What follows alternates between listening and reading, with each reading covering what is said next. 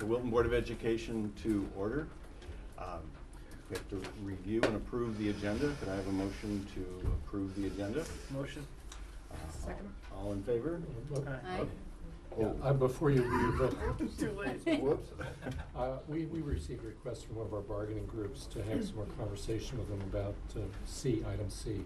So I respectfully ask if we could pull that. Hopefully we can put it back on consent after we've had the conversations. But Okay, we'll pull item C from the consent if that's agenda. okay.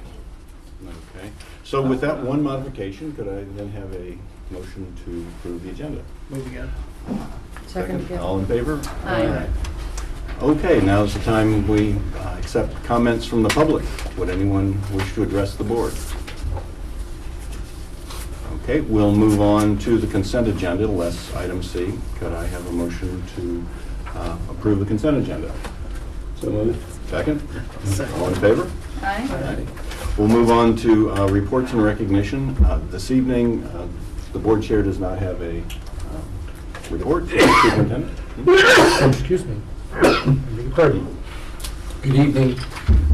I have a couple items tonight. The first one, I'd like to ask you to join me in congratulating some Wilton High School students, specifically Austin Schaefer, Simon Brewer, whom you heard speak at the public hearing, Ben Marchi, and Will Jankowski, who were part of a team who won the Academic World Quest competition for Fairfield Westchester chapter of the World Affairs Forum. Austin, you may remember, was also on the high school team that won last year's competition. The team has the opportunity now and will travel to Washington, D.C. to participate in the national competition at Georgetown University in April. So congratulations again, not only to these outstanding students, but also the faculty and staff who help them develop the skills and knowledge base that helps them perform so consistently well. Special thanks too, I think, are offered or deserved for Terry Ragazzini, who's one of our library media paras at the high school, who's again serving as the academic team advisor. Terry's been very involved in this for a number of years and does just a terrific job with it. Second item, we've learned that one of our high school teachers, Max Gabrielson, some of you all know, has been honored by the American Theological Association, and I know all of you probably subscribe to American Philology today. This is a group I had to learn a little bit from something Tim provided me. It was founded back in the 1860s by professors, friends, and patrons of linguistic science. It's the principal learned society in North America for the study of ancient Greek and Roman languages, literature, and civilizations. Most of the members of this group are college or university professors, but there's also a cadre of high school teachers and some interested lay people. And one of the goals of the group is to foster programs to reassert the importance of primary and secondary school teaching and to provide more support for improved teaching at all levels. I'd just like to quickly, because it's such a nice honor, it's a huge honor actually, to just share with you some of the citation that Max received. Max, this year's winner of the American Theological Association's Pre-Collegiate Teaching Award is Max Gabrielson. Mr. Gabrielson left a successful career in law to teach classics in the public system, first at Ridgefield High School and then at Wilton High School. Over the course of the past decade, he has expanded the Latin program at Wilton High School. More remarkably, he has built a Greek program from 2 students in 2001 to the present cohort of over 30. He has done this entirely outside the regular class schedule, offering 3 levels of Greek before and after the school day, and often continuing instruction into the summer break. His advanced level students read and enjoy Homer, Plato, and Greek tragedy. As one recommender remarked, he willed the Greek program into being by persevering, working overtime, and taking no shortcuts. He attracted already overworked students by promising them even more hard work. Great rewards. That's a great teacher who can do that. The rigor that his students appreciate in his teaching is coupled with a passion for languages that his students soon come to experience for themselves. One former student credits him as the reason why she went on to major in classics, says of his teaching, "To live and breathe your passion is something few will ever accomplish, but Mr. Gabrielson does it every day, and that is pure thrill of reading classics in the original language that he imparted to our class." The comments of another former student concur. His teaching started from the position that these languages were a thing of great beauty, complexity, and subtlety, and to present them as anything else would diminish these qualities. He expected his students to love the languages as if we were his peers, yet made it clear that nothing of this love was to be accepted on faith alone.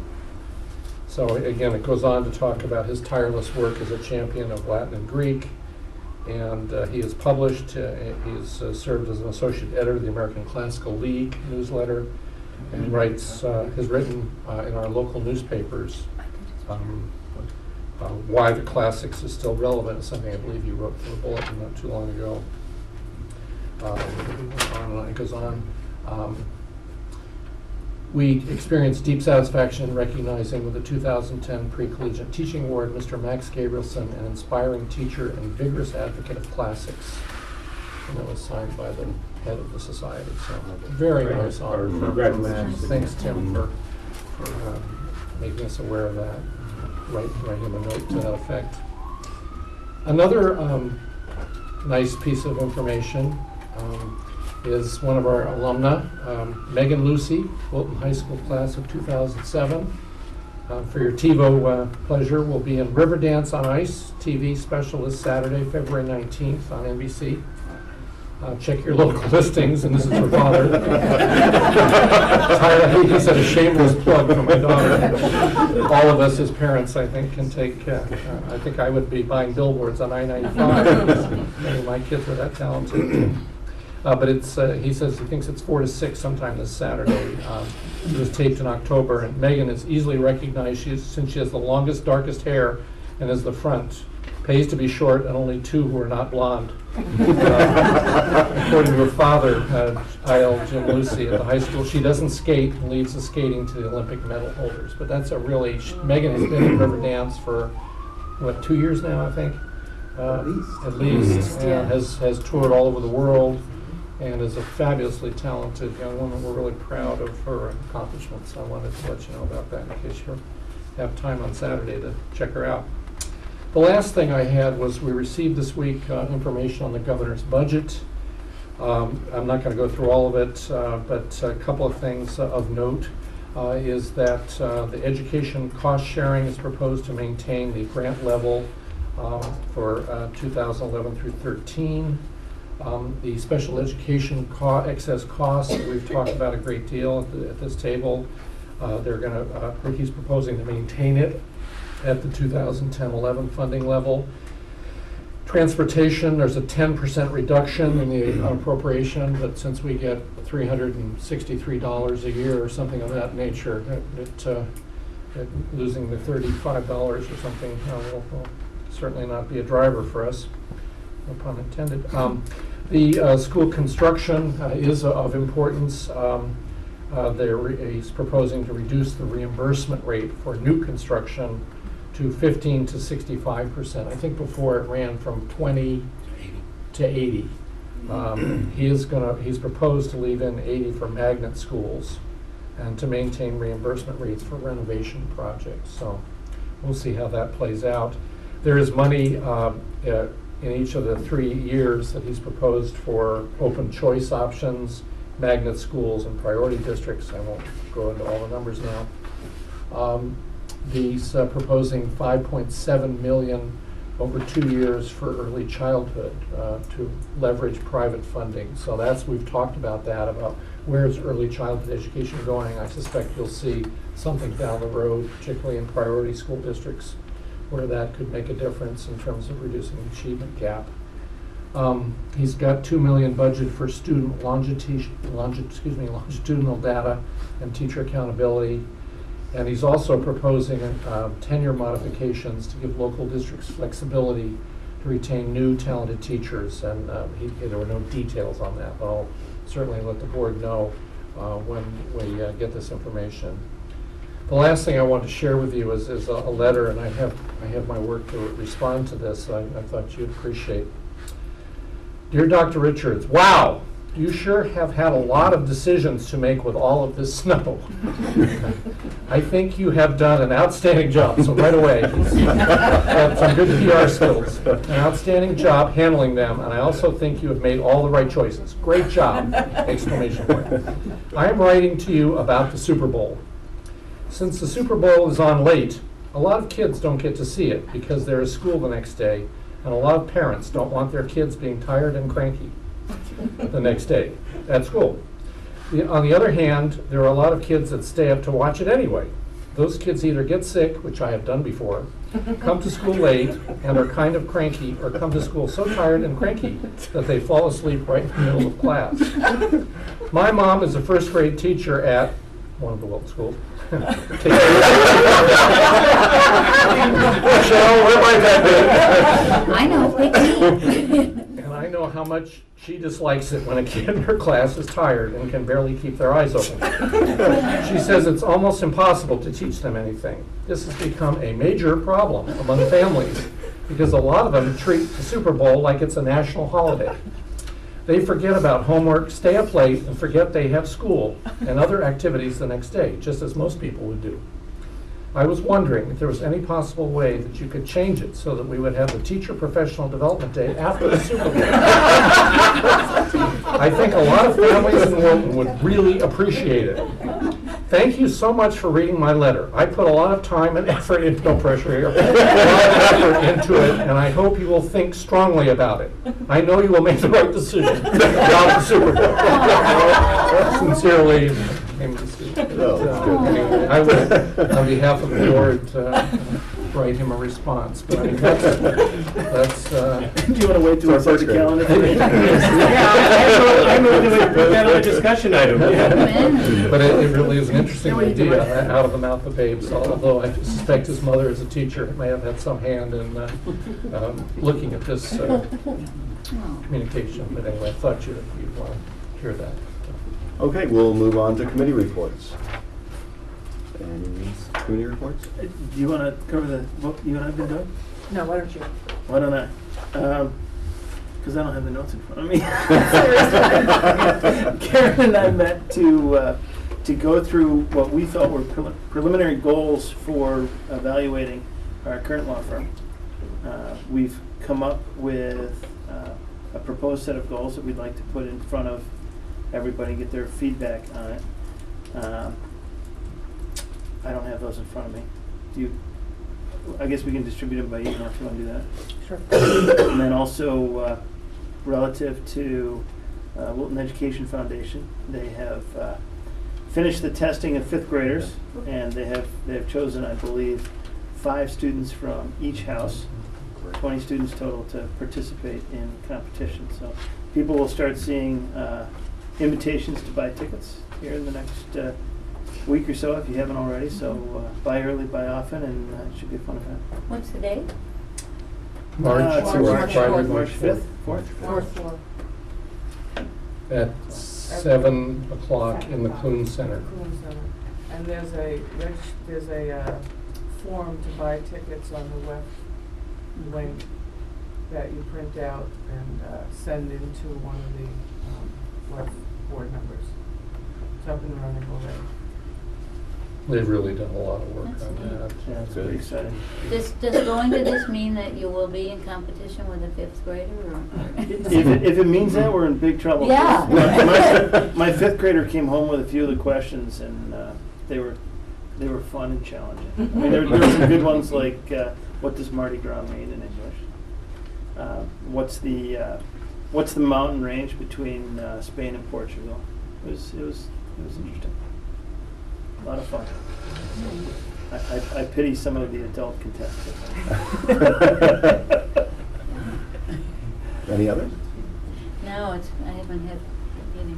I'll just report that we have set the date for the closeout meeting on the Wilton High School project. It's set for March 9th at 6:30 in this room. We attempted to make it a joint meeting with the Council on Public Facilities, but when I contacted the former Rob Sanders, who was the chair, he told me I'm term limited out. Contacted Mary Keogh, she said I'm term limited out. Contacted David Waters, he said I'm term limited out. Went to Bill Brennan's office, to Mariana, said, oh, this is the list I have, which was the old list. So after Bill Brennan telling us that we have to complete the capital process and go back before the Council on Public Facilities, we have to find out. The Council on Public But Facilities. Yeah, it Whoever seems is. to be not functioning right now, so I'm gonna have to circle back around to the first selectman's office. Okay. Do you have a committee report? Well, maybe he can anoint someone if no one is on the committee anymore. We need somebody. Apparently, there Well, are people on the people committee, on the I think. committee, but there's no longer a chair. There's no one to call to set up a meeting. Yeah, so I'm sure he So can I'm anoint sure, somebody. yeah. Okay, well, then we'll move on to the review and discuss the bullying behavior in the school.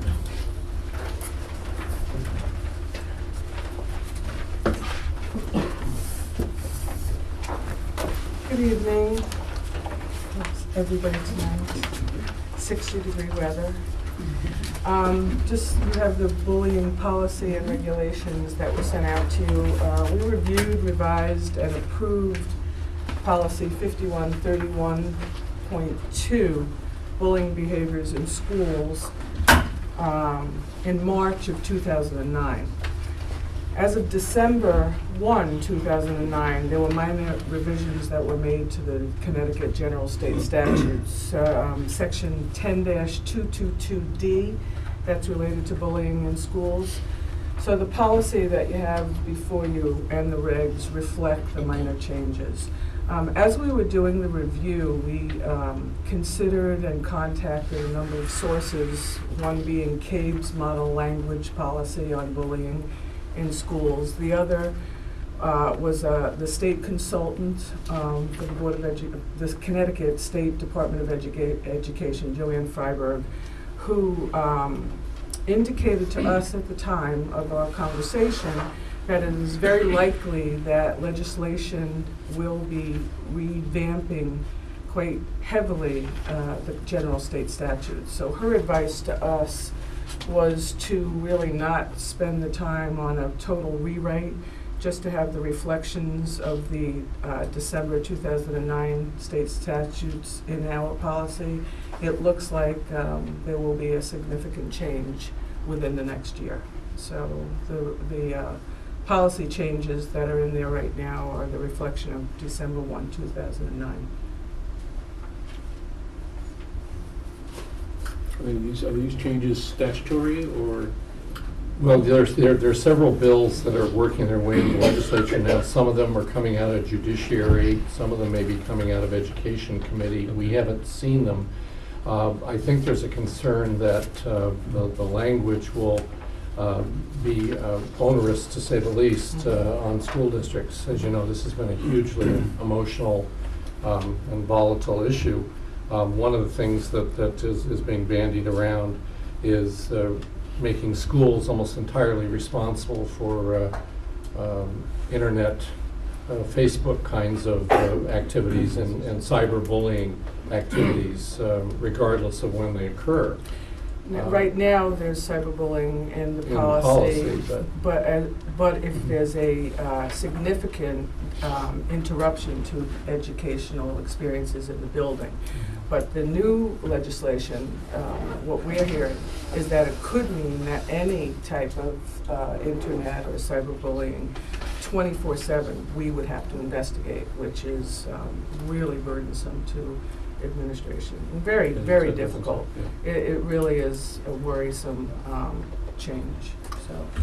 I was wondering about that as I read the policy, and I understand, I think I understood why our policy was fairly direct in what we cover and what we don't cover, and tried to keep it specific to the classroom environment or school environment.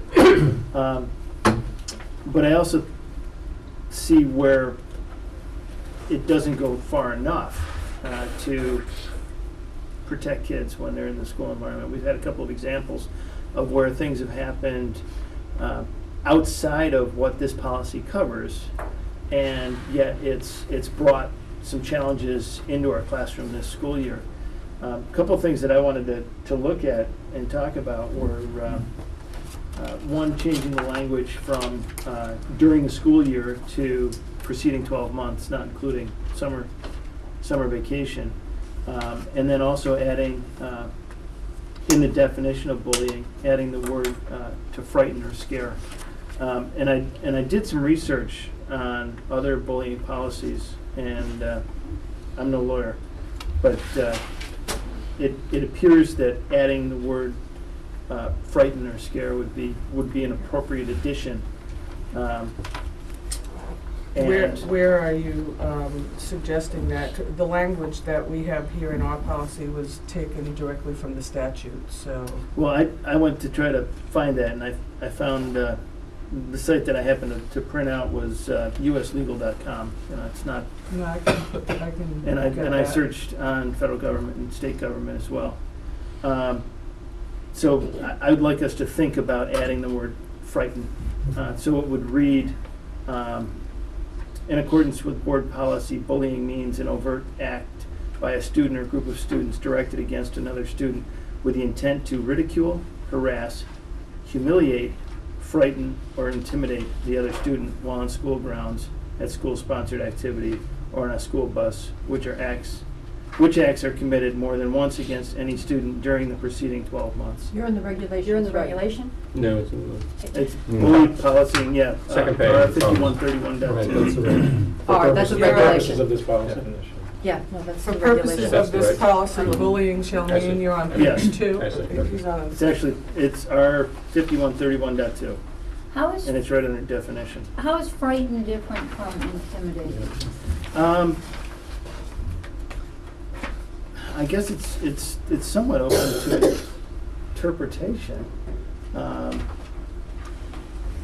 My sense is that when somebody's trying to intimidate you, they're trying to get you to do something or not do something, and when they're frightening you, they're just trying to scare you, make you fearful. That's not necessarily intimidated. I mean, it's my sense of it, and a couple of things that have come up this year makes me think that might make a clearer definition for us to consider. And then the 12-month piece, I think, is interesting because we've had some discussions of situations that may have started last school year and then picked up again this school year. And under our policy, that's not bullying because it's not within the same school year. And I want to make sure that we're giving our teachers and our administrators the tools that they need to pick up on patterns before they become a real problem. So those are a couple of thoughts. I had a couple others as well, but I don't want to steal the floor here. No, to me, intimidate is more appropriate language than frighten. Frighten can be, stand behind somebody and go boo, frighten them. Well, I think we're talking about something more. No, I know that. That's why intimidate to me is very clear. That's intent to beyond just frighten. I agree. Frightened to me seems I mean, that's a- vague, and yeah, that's a- intimidate yeah. seems pretty powerful. I mean, intimidate to me connotes a sense of threatening that frighten doesn't. Uh-huh. And we are taking the definition directly from the state statute, which is what we're required to do. So I hesitate, because I think that the interpretation can get very loose. We're having we struggle between frighten and intimidate right now. And I think that the more we add to the current definition, which was drafted by legislation, we open up ourselves to misinterpretation. I understand that. Imagine a scenario where a bully decides what they want to do is really get a timid student off balance. So they wait behind a locker around a corner, and every time that student walks by, they jump out and scare the daylights out of the kid. Never touch them? How is that intimidating that student? Well, I the would student say- is now nervous and frightened and doesn't want to go there. To me, that's exactly More powerful, intimidation. more powerful. And I think that in the investigation, as I'm listening to you, if an administrator is investigating that, they know that the student is timid, they know that the student is shy, they know that someone is deliberately doing that because that student is shy, that to me is intimidation. That's stronger than frightening. You know, I think that one of the definitional issue, as you point out, is a key part of this. And I Mhm. think one of the things when we're talking with Joanne, who's done, as you know, a lot of work with our staff, and it's all over the state in schools doing workshops on this topic, is she said to me, she said, you know, the thing that she finds challenging is if everything is bullying, then nothing is bullying. And it just has gotten so, the criteria there, the list gets longer and longer. And so she's trying to ask the educators, and she can't lobby because she works at the State Department. I mean, it's, but she, in conversations with us, she's, you know, saying, you know, what is the real, what should the focus be? And she's trying to educate us to think and have us think about the idea of creating a safe school climate. And she wants to do more on hopes that the legislation will go in the direction of saying, one thing that we need to do is to do some sort of better data collection, some sort of student surveys that are standardized and that help us gather data about how far the extent of this goes. But I think the definitional issue is one that is really huge. Right, they brought up an example of a school policy that I thought was kind of interesting.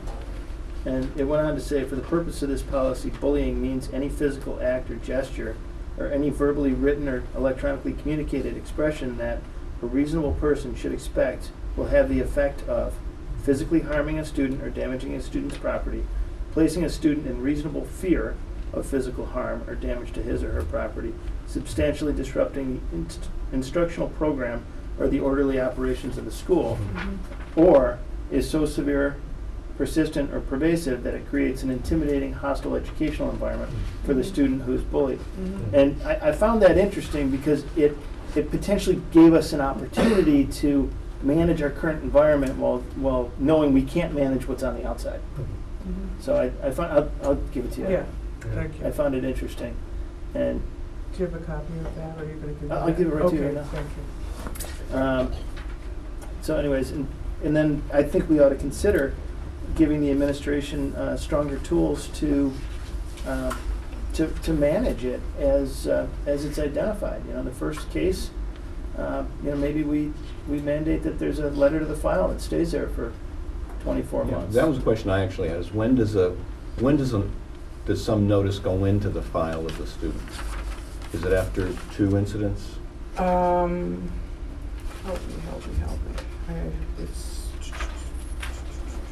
I don't know if there's a number on here. Well, the CUME, What do you think? Is that the record, the principals can speak to this, the CUME record contains copies of disciplinary consequences that the letters, if it's a suspension, it goes in there. So that when we talk about putting something in the file, it's a copy of something that was by our policy is sent to the parents, informing them of what's happened and the consequence and the steps that will go forward that we will be taking to work through to make that a learning situation for the kids, so that we hopefully try to stop that whatever negative behavior it is. Because I was thinking that would be, That- if it goes into the file, then that would carry over to the next year. Right.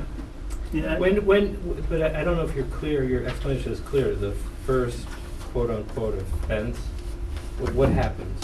Why don't you walk us through what happens in terms of paperwork? I think one of the things about, and I'll defer to the principals, but I think that one of the things we look at is what's the magnitude of the offense. So that the amount of paperwork, I think, would be proportional to the behavior that was demonstrated. So if there's a complaint of bullying, is there a normal paper trail and warning, a verbal warning, paper? That's in our, it's in the regs, under formal complaints and informal complaints. There's no page here, but the formal complaint, a student and/or their parent or guardian may file written reports of conduct that they consider to be bullying. Please do that. I have it on D, it says staff responsibilities and intervention strategies. See, Right. but is it spelled out what, There's a written report. for every complaint? Yes, Okay. yes. There has to be a written report for every complaint. Plus, if there's verified acts of bullying, we have to keep a bullying log, or the schools have to keep a bullying log. So, report means that there's copies to the parents, or report internal? What do you mean by report, copies to parents? I'm sorry. The Oh. investigation. Right. Is it internal to the system, or is that also external to the parents and the student? I understand that probably The everything gets confident- written up. Right. It gets, a letter gets sent to if it's a verified act of bullying, Yep. a letter gets sent to both families, the victim and the alleged bullier, letting them know of and I should be reading this, but letting them know of that an act of bullying was verified and that there were consequences, but not allowed to give out any information that will breach confidentiality. And a meeting also, according to the regs, and the new statute, a meeting between. Yeah, I read that. Okay, both families are called in for a meeting. Traditionally, you can have both families come in together as long as the victim's family agrees with that and the student agrees with that. But usually we have them meet separately, or they have met separately. But the meeting is held, and that's documented that the meeting was held also. So it's all documented. Is there any recourse against the person who's bullying on the first offense? On the first offense, let me read the definition.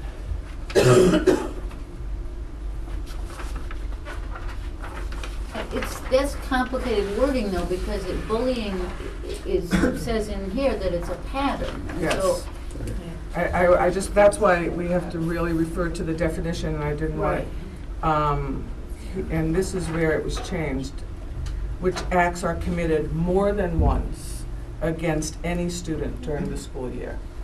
That would be the bully. Right, so the first time around, it's documented and that's it, right? Well, again, And it I has think to be- sorry. I think it depends on the severity of it, what the consequences are. Well, the typical protocol is that Yeah, we I'm would getting to that. take the complaint, no matter how it comes to us, seriously. Mhm. We will investigate, and it will ultimately land in a situation where we're going to interview the student. And at that point, our typical approach is to share the policy directly with the student and to let them know that they are on watch. And That's more the argument to put frighten in there.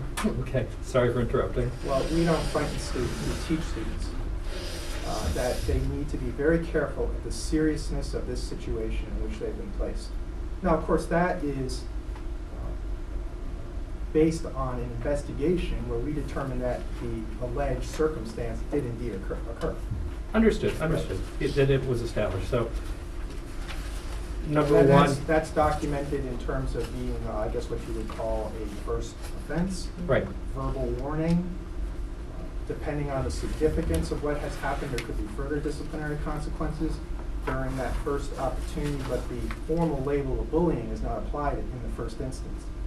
Okay, so it's documented, parties are brought together, or separately. Parents Yes. are Can I advised read on the some- first one? Absolutely. Yes, and can I read something else we put in the regs here, and it's new language because it's underlined.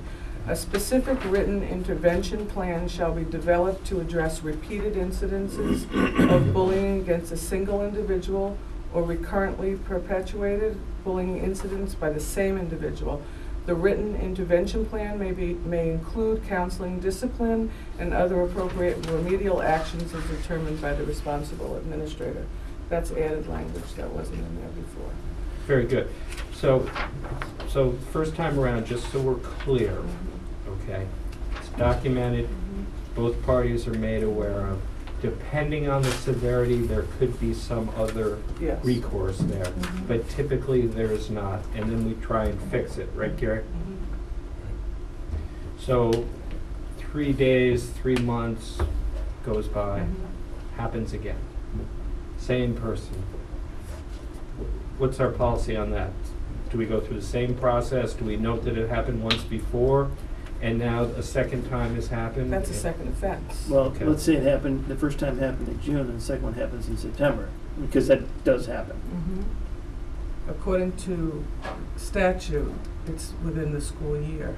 And that was a question that came up before, and we checked with, I recall checking with legal on this, and that specific question came up. It's a school year, which ends in June, and then the next school year begins in September. So your point is well taken. Right. We asked the question also. Yeah, I'd like to see if we could get any ruling to work around that. I'll ask that question again. Because, I mean, ultimately, we want to do this so our kids are not bullied. I mean, that's the bottom line. Yeah. We don't want it to happen. When the second If I time may comes on that around. point, I think the Sure. board would have to be very careful about reviewing any policies that are connected with the length of the school year. For example, we have very specific language as it relates to our participation rules. We start our school years with a fresh start. So the conversation on whether bullying should carry over is an important one and needs that kind of conversation, but you would need to be careful about what the implication could be on other policies that impact only during It's the an school year. interesting point. Right. Interesting point. I'm still going here. So first time documented, second time written notice, right? That's the policy, correct?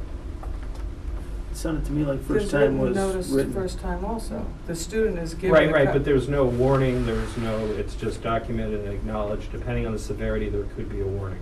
Didn't Mr. Kennedy say that Yeah. he came in and talked to the student? Right, but is there anything in the file? Is there a written warning? Well, Is there again, acknowledging? we're talking here about our bullying policy Right, and the extent to which, in the first instance, the quote-unquote bullying, a verified act of bullying would not be applied because it's the first occasion.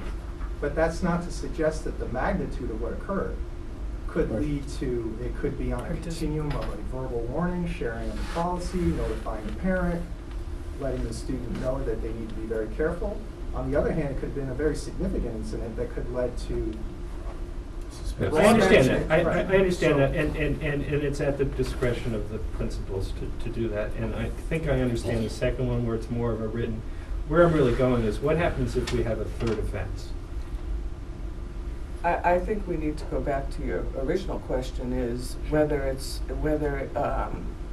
the first offense is documented.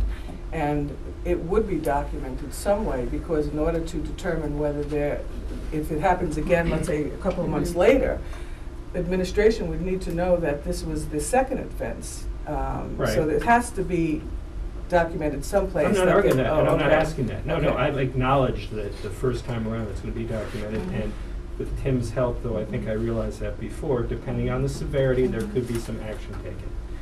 The second offense, as I understand it, it is written, and there is a written warning for the second offense? Is that how it lays out?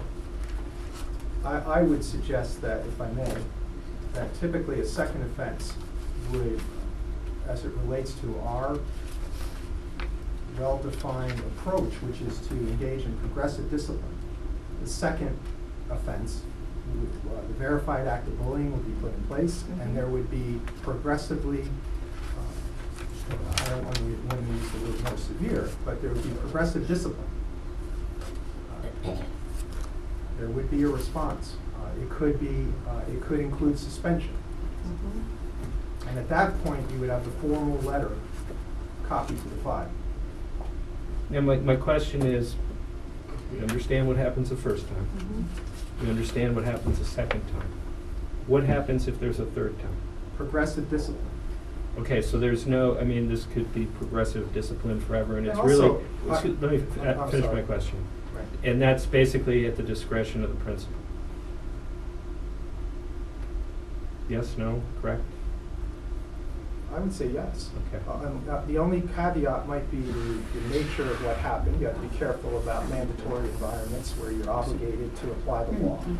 The other thing that I would add that would be ongoing if you saw that kind of repeated behavior is in the interest of a positive school climate and trying to do all that we can for students. We want to be diagnostic in our approach and try to consider what social emotional factors might be in play here and perhaps be looking at evaluation or other types of interventions that would support that student. So it's just not a punitive approach, it's also a supportive approach. If I may suggest, I understand why we're allowing ourselves the maximum flexibility because every situation is different and we are not trying to make this into a punitive thing but a corrective thing. But the visibility this has gotten, I would strongly suggest we look at tightening this up a little bit. And at a third offense, there should be something going on in terms of beyond just a letter. I'll leave that at your discretion, but Yeah, I'd have to agree with Jim on that. And I think, and it's hard to be specific, but if a student is repeating behavior, and when we talk about progressive discipline, the consequences usually get more severe. So we might start with, depending on the incident, we could start with education, counseling, but if we have a student who is getting to the third time, or even beyond, even the second time, but to the third time, then I would think that our school discipline gets progressively more strict. In-school suspension, out-of-school suspension, things like that. But I guess we're struggling because I've been here 4 years and I don't recall repeated instances by the same person. I think the incidences of bullying in Wilton are verified, and you keep the log. I think we looked at it. The schools do. The schools do, I'm sorry, but we do have to report to the state if they're verified. And I don't think the numbers are larger than a couple within the past 4 years. well, it seems that they happened over the last year or so. Well, and that's kind of why we're talking about it. yeah, I So maybe understand, and things have that's what, changed. yeah, and I understand the emotionality of the topic, and we've had highly charged, very visible cases within the country the past year that have had some very, very severe consequences. So I do think that the topic is on everybody's radar, but we are not sweeping it under the rug. I'm not saying that. What I'm really suggesting is that maybe there's a more laid out process.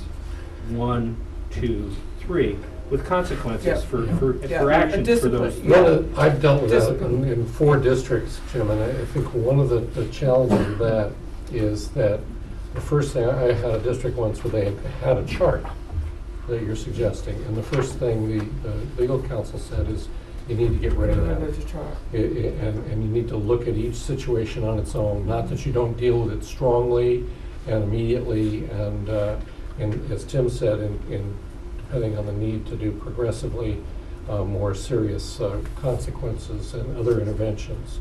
But one of the things that they really talk about is the chart issue is really limits your ability to respond to the differences that you talked about in each situation. Yeah, I'm not suggesting a chart. I'm just suggesting maybe something a little more laid out than it's kind of at our discretion and we do a good job and we help everybody out.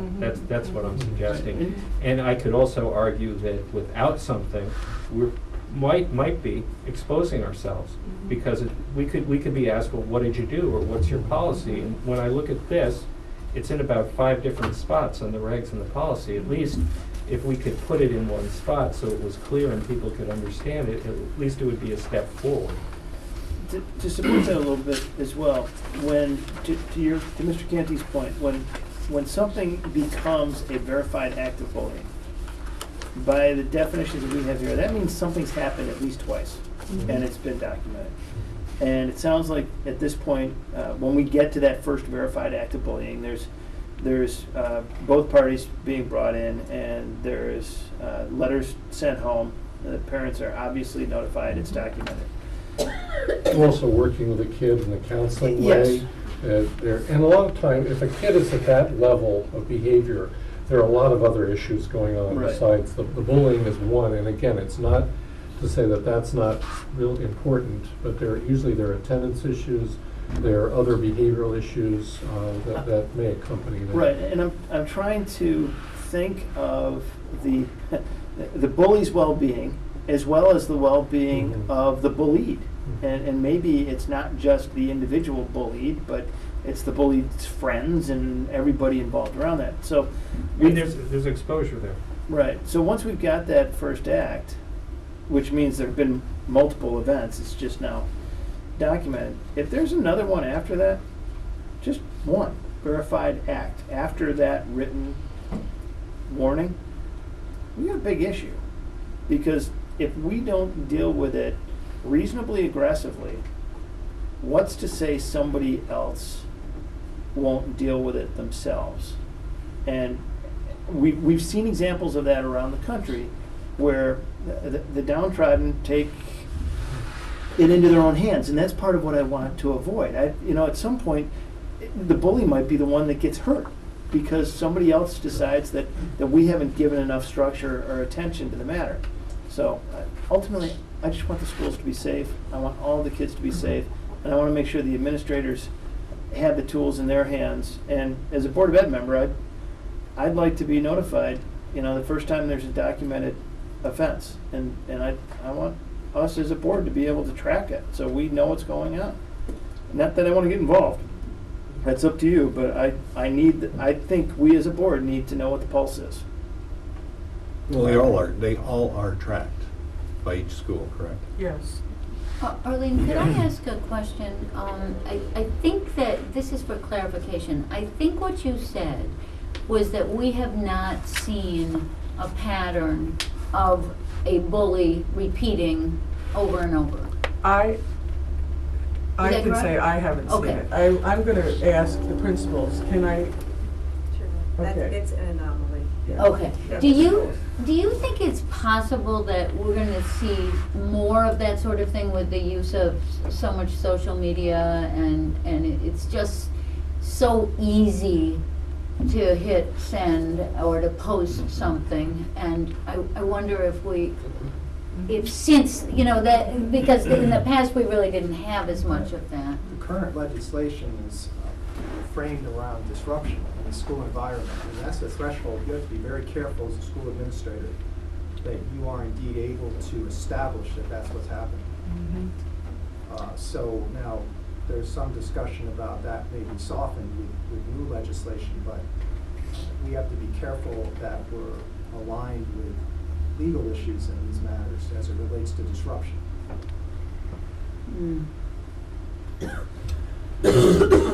Boy, that's a tough little path we're on, because I think we would all agree that the act of using words can be as violent as anything you do with your fists. This isn't And- to imply that we don't intervene.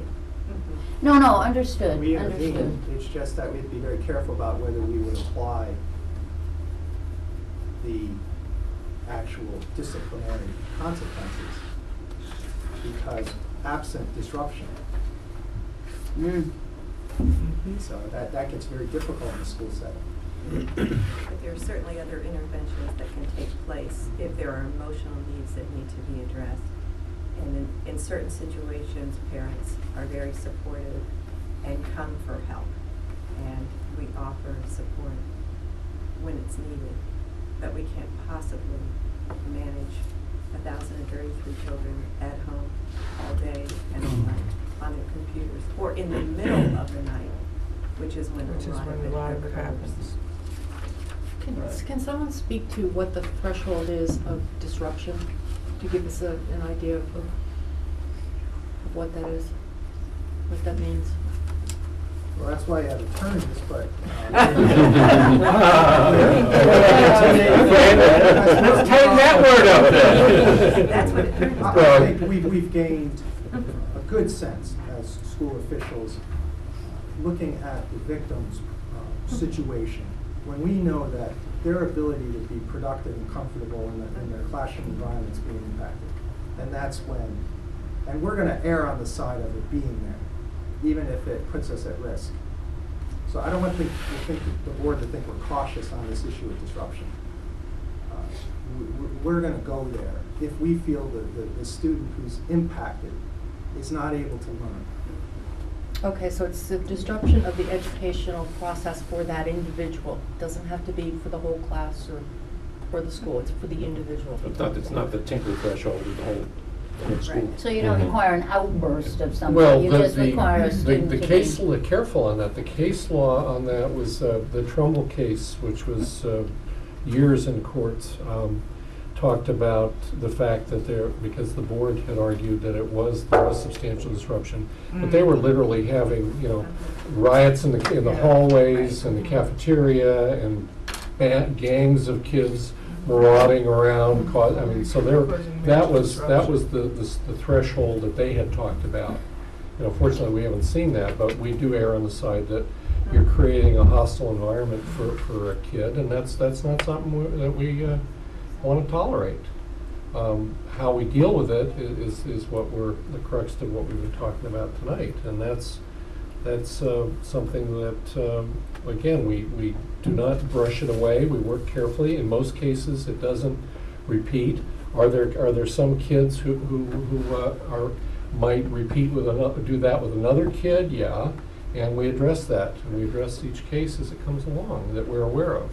Sometimes we're not aware of things until something happens.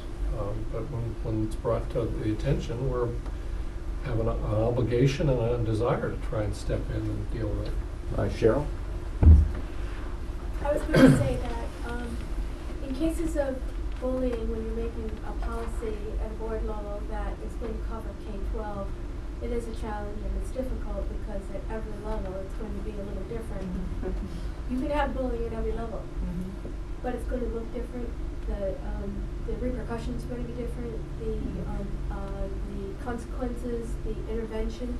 At our level, we look at both, and I think it was mentioned, at both the victim and the perpetrator, because they both need assistance, because they're both important in the process of the school disruption, because it can affect, continuing onward. But I think policies are, by virtue of making the policies somewhat, it's a delicate dance. It's loose enough that it can meet the needs of a K-12 environment, but it also can give enough direction that you are going to be able to do the things that are needed. I think one of the difficulties in the environment that we've had in the last several years is the word bullying is often tossed around. No matter, little children, they talk about I was bullied. Somebody will say I was bullied. And then you go down the road of what that means. And that's why it's so important, the verified acts. And so you go through the things in the policy. And so we do, it takes a long time to investigate. If you're trying to investigate a small child, for instance, it's like nailing Joel to the wall. They don't remember what they had for breakfast, let alone, what they did yesterday. But, we take them very seriously. It takes a while to do it, but we do send the letters home, whatever level they are. We do record them. We do keep track of them. We take them seriously. And we do progressive discipline, but also, I don't want to leave go the part that I think that Arlene said that was in the policy about the intervention plan. With every single situation, there is a plan about what's going to happen, and even if it wasn't a verified act of bullying, you still make a plan about how you're going to go forward. So we really try to do it as proactive as it is reactive, and we try to make it you know, that it's ongoing and that you address it that way. So I would just say that it's so different at different levels. Have we had bullying? Yes, we have. Have we had a case where it was an ongoing? Yes, it did, and we've had one. But we have several cases, but very few. You'd be surprised at how many there aren't in terms of verified. But we do follow them, and I think you could see that it is progressive and it does follow through. And you know, we have to be very careful because you don't share the consequence with the person that happened. That's very difficult. But you do have to follow through on the bully himself or herself as well. So. Under the reporting just under the reporting obligation, the meetings with parents and guardians. Now that's a new piece that's been added, and it seems like that was actually the practice. It was the practice. Okay, and so you just put it in. We as just a- put it in Okay. here. There were a lot of things that were going on in Wilton that Wasn't documented? wasn't documented. No, wasn't part of the statute. Okay. Wilton was already doing it.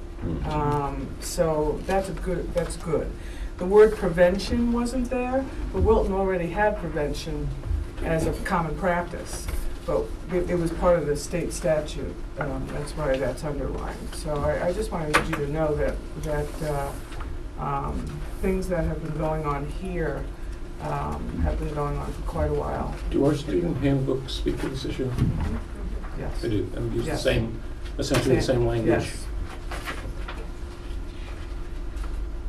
Yes. I think we wanted to continue this discussion. You had more information. Yeah, I Next week. just had one Oh, yeah, comment. go ahead. We're not questioning the practice and what you're doing. You guys are doing a great job. You're the professionals. We're kind of the outside looking in, so at least as far as I'm concerned, having you all speak gives me a much better understanding of the reality. And Gary, I understand your feelings in terms of put something in a checklist or a box or anything else, because I too am very much against that. It would be great, Arlene, if you feel so inclined, maybe to tighten this up a little bit, because we've got responsible administrator shall develop, maybe will develop. Where are A you? case- I'm sorry. Misconduct committed more than once.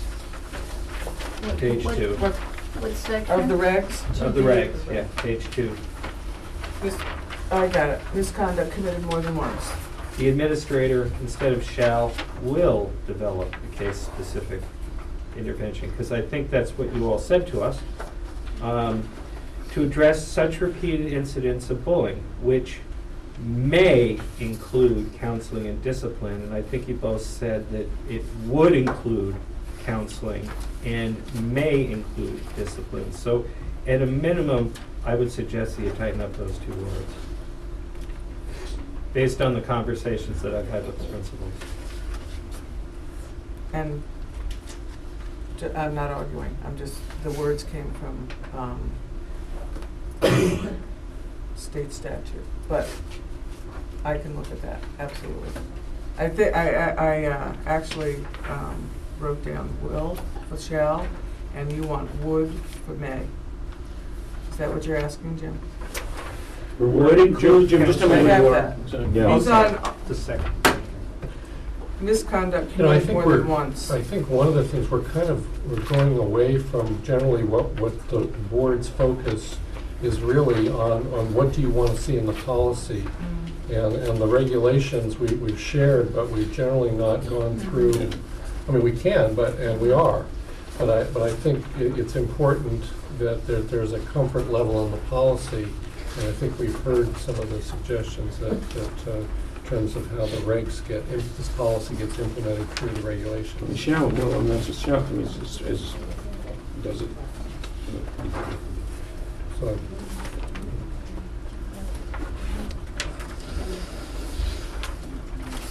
I mean, it's one of the longer sets of regulations. Yeah, it took a long time to That's the problem, and I'm sensing some frustration of the length of it, but I think they were trying to cover all the various aspects that are mandated in the current statute.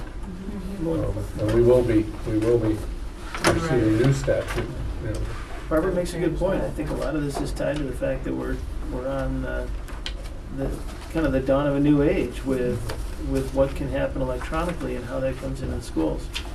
And I think we're in a position to send a message that says your words, whether typed or spoken, carry consequences, and we'll deal with those consequences appropriately. Yeah, but there's a danger since, according to Tim, quite wisely, we don't want to be saying we're going to know what's going on in the middle of the night when you send words, and if we Don't disagree with that at all. You don't want to be putting out there an assurance that you're going to deal with it when you're not.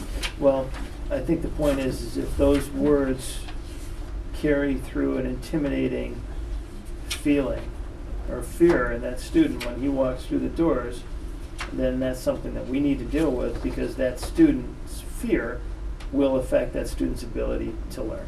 And I think what we're saying is we do deal with that. Right, and a lot, regardless of the policy, we Right. don't say, gee, this was the first document. There, in one of the schools that, we had several days were spent on one case. No, understood. Just to your point. Understood. So that's an important consideration. And I have to suggest, I don't want the board to think for a minute that we don't intervene. Oh, I believe you do. No, I We understand. intervene, even minus the disruption. Right. You're just getting into the connection of what's occurred with whether you can apply disciplinary consequences. Right. We intervene though. I think part of what the existence of the policy and regulation do, though, is it's a communications vehicle. It sends a message out to the community of what we'll tolerate and not tolerate, and how we will act. So I'm not suggesting that we put in any that you're not already doing. Maybe we're just suggesting we better communicate what it is that you are doing. I don't think we're asking that you do anything additional to that. This is probably an appropriate moment to say this is why we wish we could have more support service people. This kind of thing, because it sounds to me as if what happens is when a person manifests a problem with learning, you then start to say, has there been some kind of disruption? And at that point, What's you going need on? your social workers and you need all the staff you wish you had. But Okay, are we going to leave this on as review and discuss? Alan? Yeah, I think so. Yeah. Mhm. We'll come back. Thank you. Try to, if we can get whatever language. Yeah, a couple of the points board's that Jim had. consideration was suggested. I Bruce? have Okay, you want to keep this? it's all yours. Okay, thank you. Okay, we'll now move on to the action item, the modification to the 2010-2011 school calendar.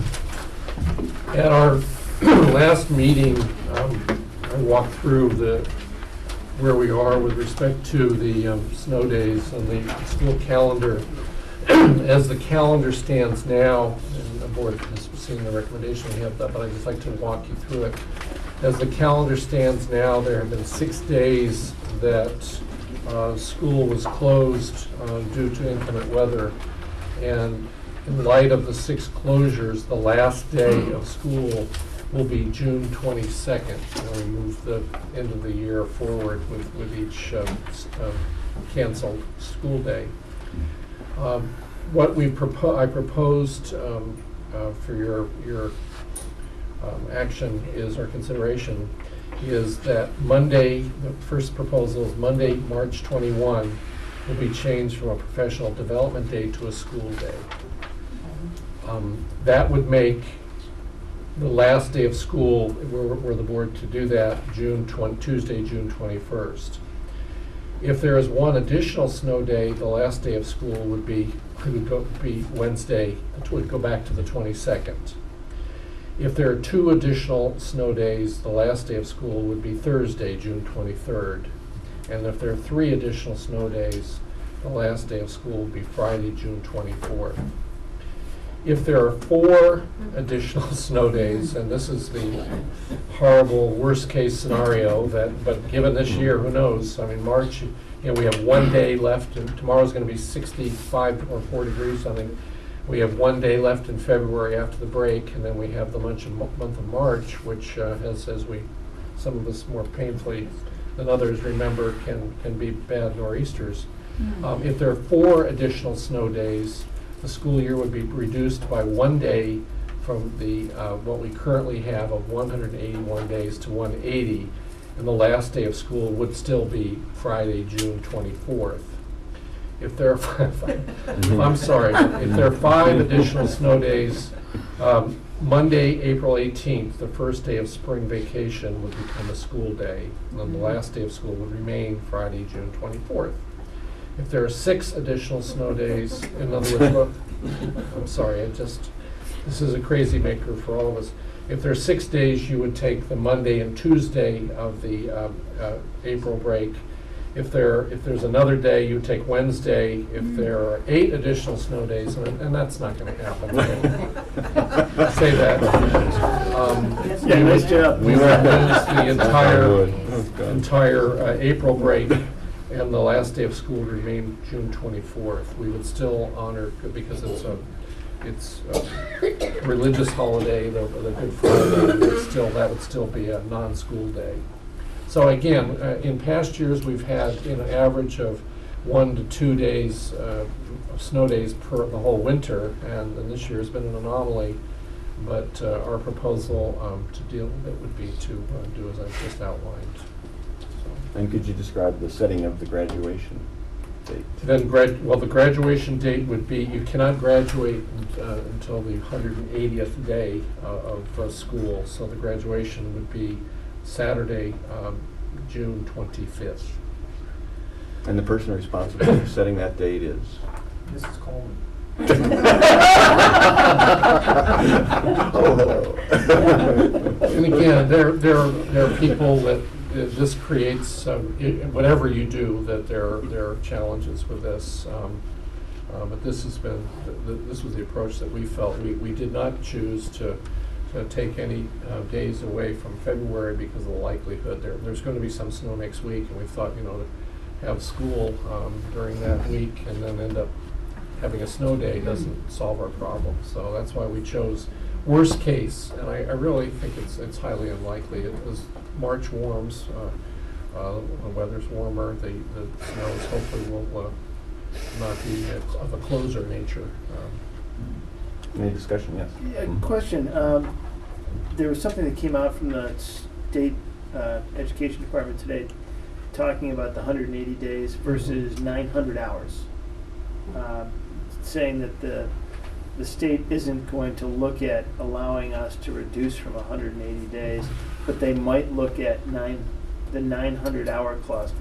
I have no idea what that means. I haven't seen, Kate, you got it today? Yeah. It came through Cape. I haven't seen it yet, so I don't. Do we have any idea how many hours? Well, yeah, we do. It's in the strategic tool profiles by level, and we're in excess of that. And I don't know whether that's something where they were saying just have some minimum days as long as you meet the hour.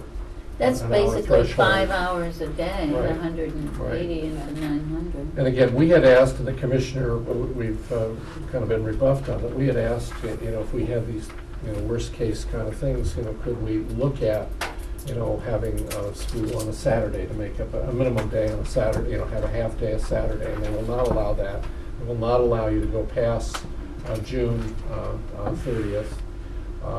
Gary, no school on Saturday, huh? They will not allow that. And again, there would be some youngsters who would, their fate, because of the Sabbath for them being on Saturday. But you could still grant exemptions for youngsters, but the state has not been willing to budge on that. And so we've asked them to try and, as we go forward, and how can we look at creative ways of doing that that would allow us to avoid some of these major shifts around, because the reality is that people have made their plans, and they will largely wave to us on the way to the airport. Right. Another curious question: what happens if, maybe silly question, what happens if we ignore them and we only have 179 days?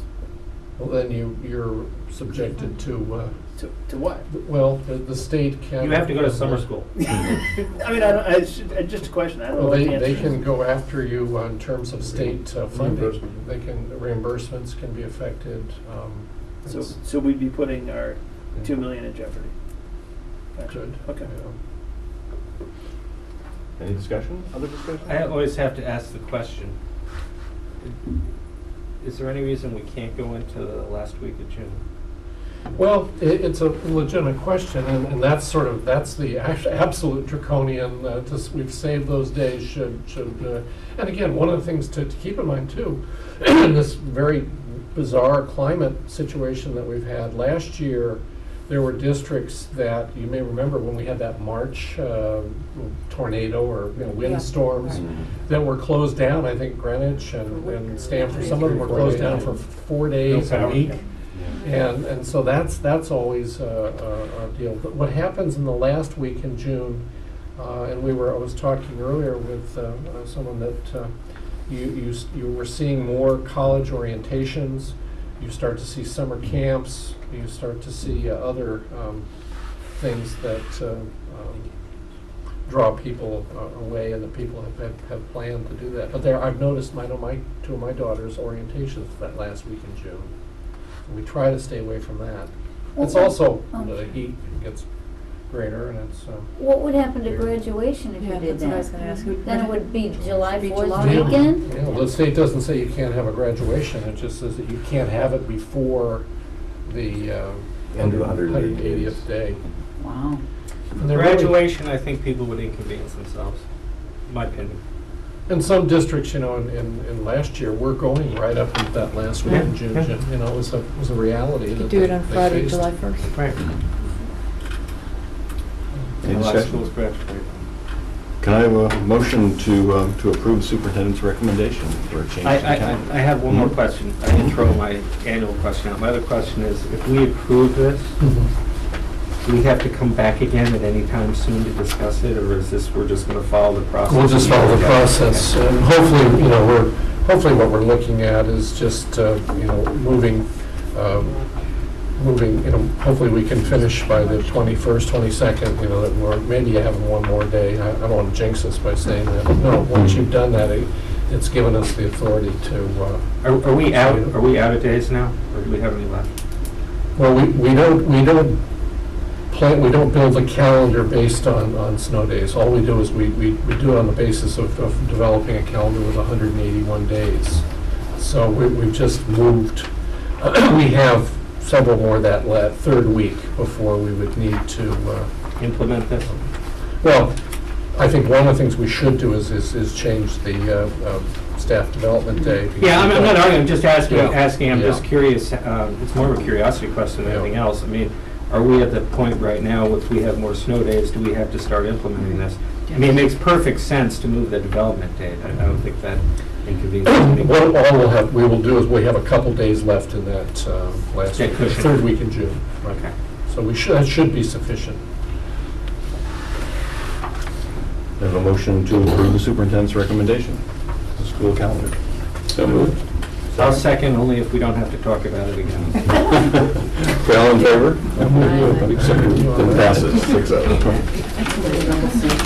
Okay, we'll look at the timeline. See if there's any.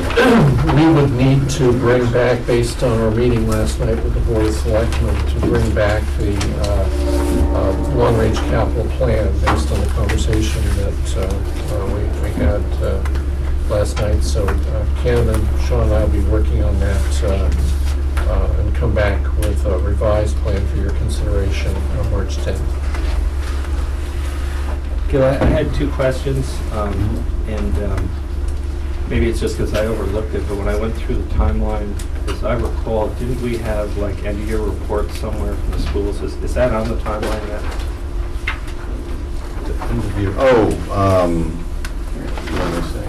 School reports, that seems like it's June, sometime in June. May, we generally do those in May.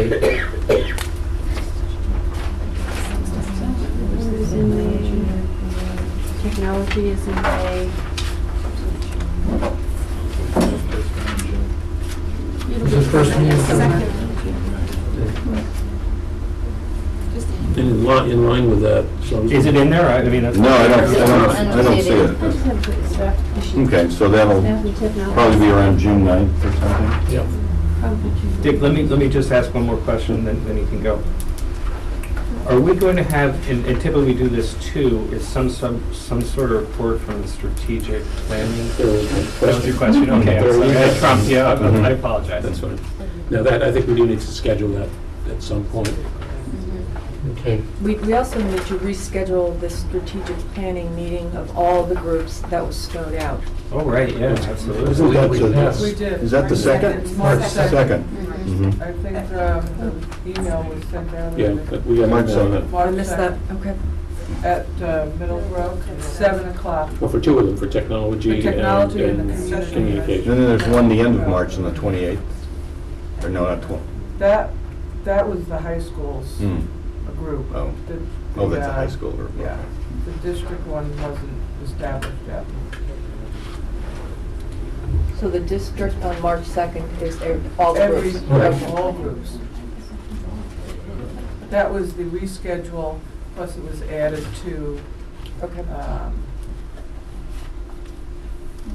the community involvement one. Technology. Technology was rescheduled and community involvement will be that night also. Okay, I missed that email. 7 o'clock, technology center. The other issue that I think we need to get on the calendar is some, at least a progress report or recommendation on Miller Bristol. Mhm. I put a call into the chairman of the committee, try and see if we can What convene the time? group so that we can get our recommendation ready for your consideration. That needs to be done based sooner than later. We So need it's to good. meet first, Dick. We need to meet first. Yeah. Yeah. Yeah, okay. So this would be, Yeah. this would be, That's the heat, where the heat should go. this will be after the town meeting? By the time we would get that, or would it be before? No, we could meet in 2 weeks. Right, I mean, if Slam's coming back, I mean, last meeting I was at in the beginning, was it the beginning of the year, end of last? They were just about there, and I think we were just tweaking stuff. I wasn't there. But there wasn't a lot of work for them to do, from my impression, 2 meetings ago. So Mhm. last meeting, It might make sense to try to schedule that meeting on the afternoon of March 9th, because Amy will be here for the high school closeout meeting.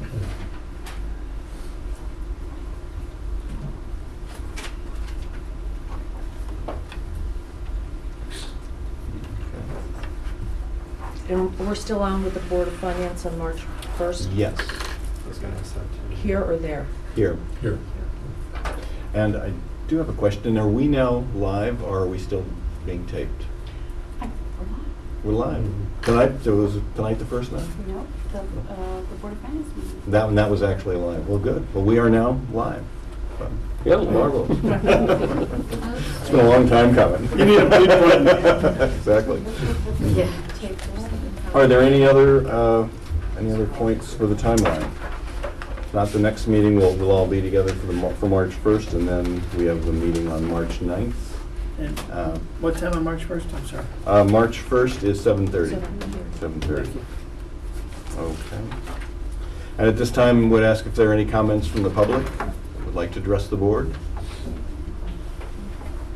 Hi, I'm John McDermott, live on Hunting Ridge, around the corner. And I want to add some comments regarding the bullying discussion, having been on the end of that earlier this school year. You know, I hear a lot of fear about being restricted based on policy and writing. And if you think about it, the restrictions are based on the side of being more severe in your discipline. It sounds to me like you're looking for flexibility to be less severe. That would really be the only reason why you wouldn't have a more structured, laid out policy. So I've got some ideas.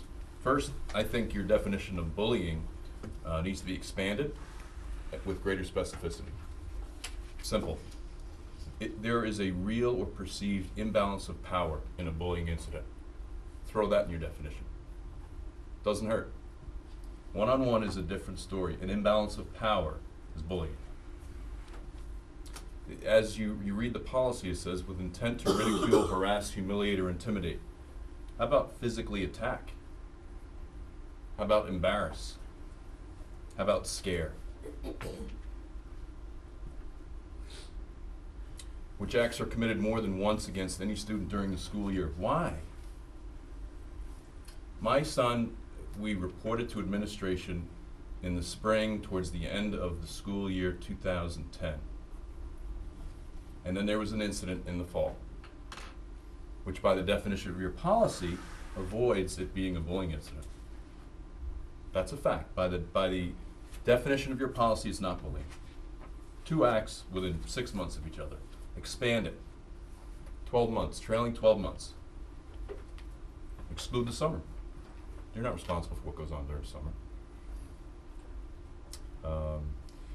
And maybe more importantly than your adding, expanding, and being more specific in your bullying policy, I think you've got to strengthen your student discipline policy. And you've got to add specificity there. You can talk all night long and all week long about changing your bullying policy, but if you don't change your student discipline policy, it's pointless. There's no teeth. My ideas on that regard: first offense of violence, bullying or not, first offense of violence or participation in violence, minimum 3 days in school suspension. Send a message. First offense of bullying, different circumstances, different consequences. There's 2 incidents if it's by your definition offensive bullying. Be progressive. Minimum 3 days out of school. It's worse than 3 days in. Second offense of bullying, put a letter in their file. Hopefully it never happens. Scare them. You're going to get a letter in your file and you're going to be out for 1 week out of school suspension. If it inconveniences the parents, so what? Third offense, they're gone for a year. Hopefully it never happens. This is specific, progressive, fair, swift, and severe discipline. There is no reason you can't implement any one of those policies. I think you need to choose to err on the right side, the strict side, because if you don't, there's trips to the hospital, God forbid worse. Every single one of you are responsible and accountable. Just 2 weeks ago, there was an incident. I wonder if you're aware of the hit list that was texted with the list of several 7th or 8th grade, I'm not sure which, girls' names on it. Are you aware of that? This kid needs help. I don't know who he is. He needs help. He wears camouflage to school every day, folks. We've seen that movie. Again, back to the policy, it's replete with vagaries, ambiguity, subjectivity is another issue. An overt act. Who defines whether it's overt or not? Depending on the severity or seriousness, it's in the language. Who determines the severity or the seriousness? Could include suspension. Back to some of the tightening up, as you said. How about will include, could include? I've heard some of the administrators, some of which I don't, say, I would think it gets more severe, the discipline. Why do you have to think it would get more severe? Why can't you say it gets more severe? You can't say it because you don't have a policy tight enough to be able to say that and know it's true. Things that I heard tonight, we have not seen a pattern. How many tragedies took place where there wasn't a pattern, or where the pattern wasn't known? To dismiss this issue or to belittle it, which is what it sounds like. We haven't seen a pattern, so let's not pay as much attention. I don't get it. And the implementation plan that I heard is a great idea. But what's a plan if there's no accountability to taking action? It's a dream. I heard a plan that was going to be put in place based on the fall. I haven't heard that it's been followed up on. The kids were challenged to fix it. What happened after that?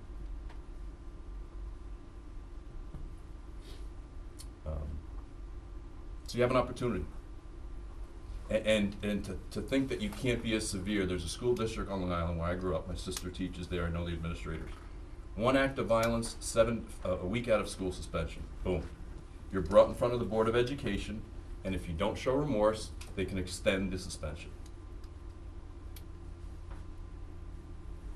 2 incidences, you're gone, expelled. We need to be more specific, more severe, or there's gonna be an incident. Thank you very much. Anyone else like to address the board? Thanks. I'm going to sit back in my front room. Diane McDermott, London Hunting Ridge. And your point earlier about the children and how they're the victims or the bullied, just in light of something recently that's happened in the last couple of weeks, mothers had gotten together as early as recent as this morning in regards to one of the major incidents recently. And one of the girls is still crying at night, afraid to go into the school. They feel, the moms and the daughters feel that they were not heard. They were told at the end of the incident meeting that, don't worry, next week's Valentine's Day there'll be another drama. They felt like it wasn't taken serious enough, and this bully, or whatever you want to call him, is still texting one of the girls.